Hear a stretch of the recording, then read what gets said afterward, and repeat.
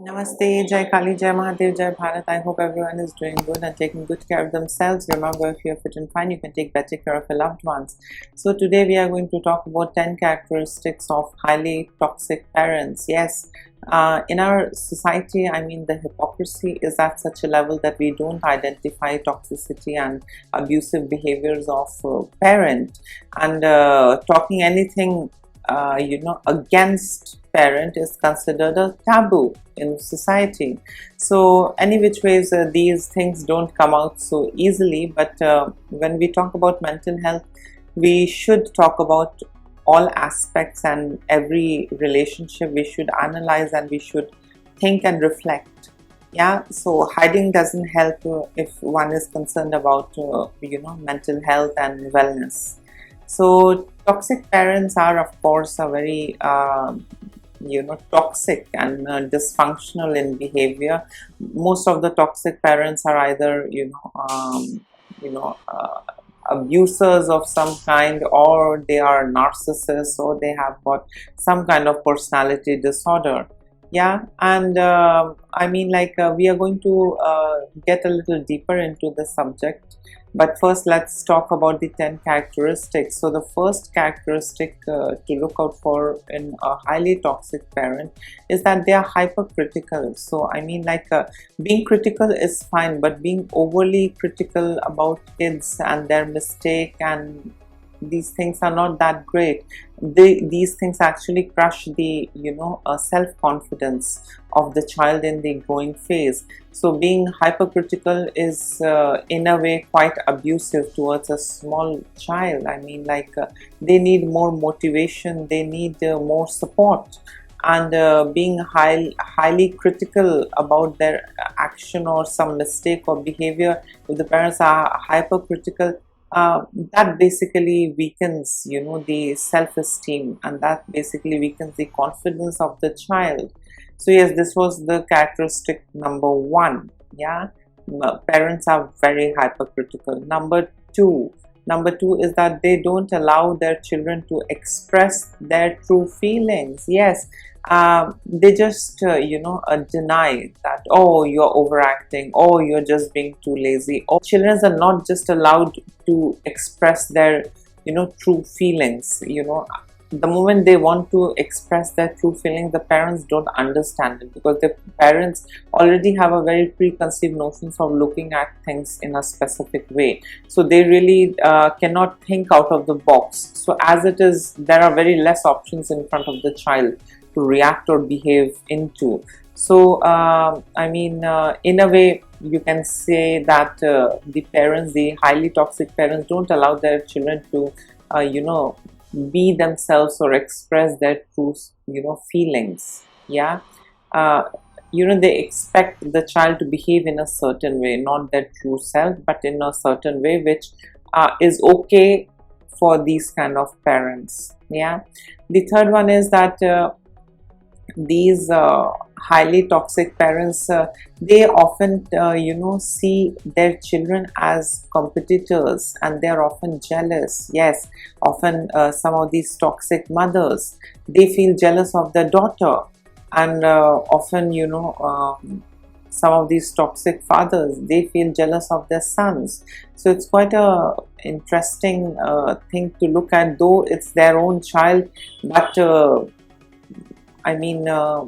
their way of looking at things is different, and they often take them, the same gender, as their competitor, and again the jealousy gets in, and the relation gets as it is, abusive. Yeah, and if you see number four, the number four is they don't see the children as individuals. Yes, this is the biggest problem with highly toxic parents, is that they don't see their children as an individual with individual beings having autonomy over their own life and on their own self. These toxic parents just see children as an extension of their ego, and that's it. They don't see their children different from them. They just see their children as a part of them, and that is again not that good for the child in their developing years. That generally makes them more codependent. They are unable to experience and understand independence, and they are, as it is, emotionally codependent because of this way of treating them. And it definitely, doesn't help them have a lot of self-confidence. Yeah. So that was, point number 4. Now, point number 5 is that, these highly toxic parents, control their children using guilt and money. Yes, these kind of toxic parents either give, bribe away the kids, or, guilt trip their kids, that, you have done this, it's because of you. And, if it wasn't because of you, things would have been better. Guilt tripping the children, and often, bribing them with money. That okay, fine, take it, it's okay, take this much of money, it's okay, just buck up, get ready. So I mean, it's not a fully functional relationship when it comes to the toxic parents. So their relationship with their kids is very dysfunctional, and that doesn't help the child or the parent in any ways. It just creates more dysfunctionality, and there is more toxicity. And trust me, such children, those who grow up in a dysfunctional family, or grow up in a family having highly toxic parents, they face challenges in their own personal life and in their own personal relationships. So it creates a lot of mess. Yeah.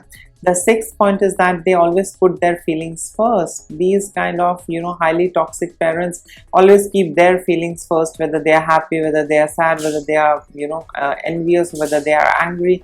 Their feelings comes first. The children's feeling is of no consideration, because they're children, and they don't have autonomy.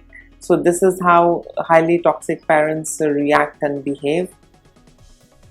The 7th one is that the highly toxic parent always demand attention and praise. So they always want to be praised for what they have done for you. They always want to be praised and acknowledged for what they have done for you.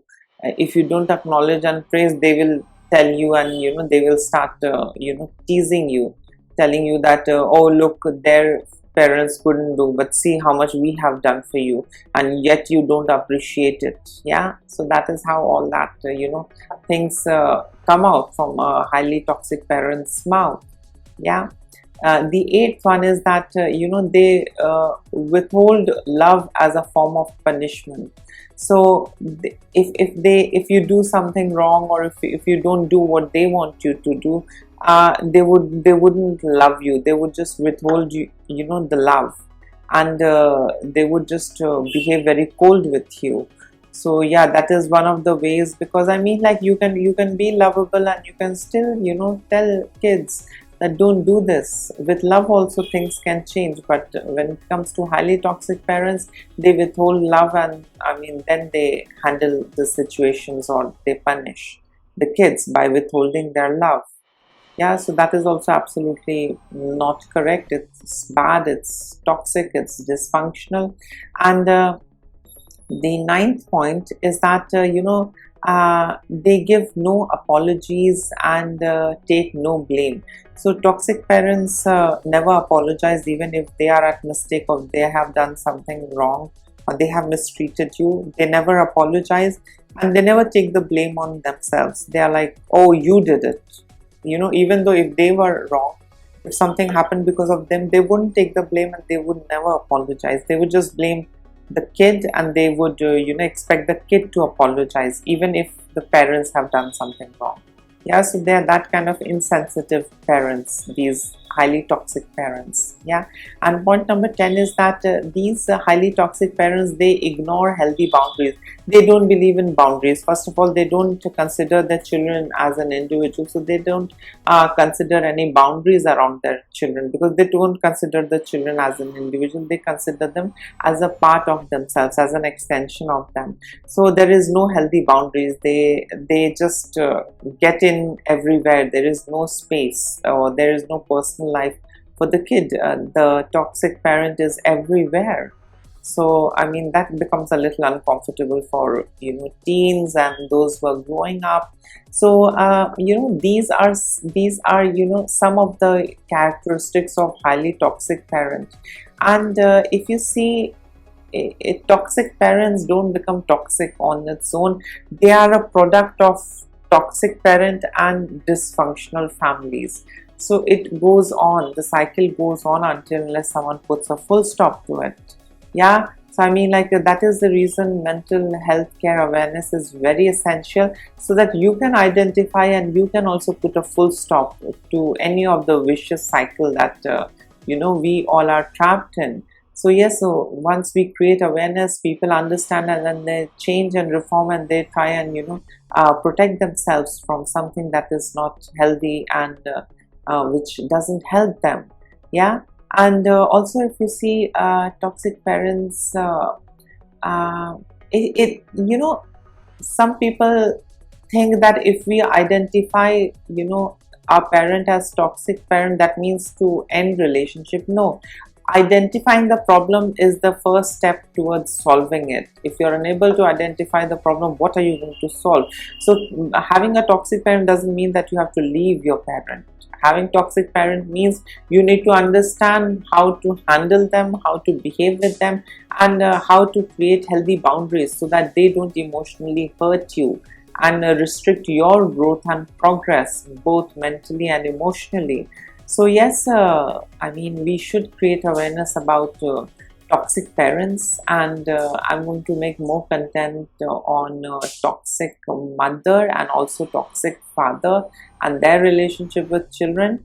And yes, please do like, share, subscribe this channel. And in case if you would want to add in something, or if you have a toxic parent and if you want to share something, you can always comment below.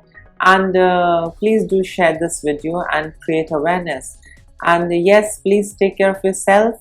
We have got one life, so live life to the fullest, and never you know, allow toxicity to seep into your life and to stop your growth and progress. Always stay away from toxicity and create awareness about toxicity. Take care. Bye.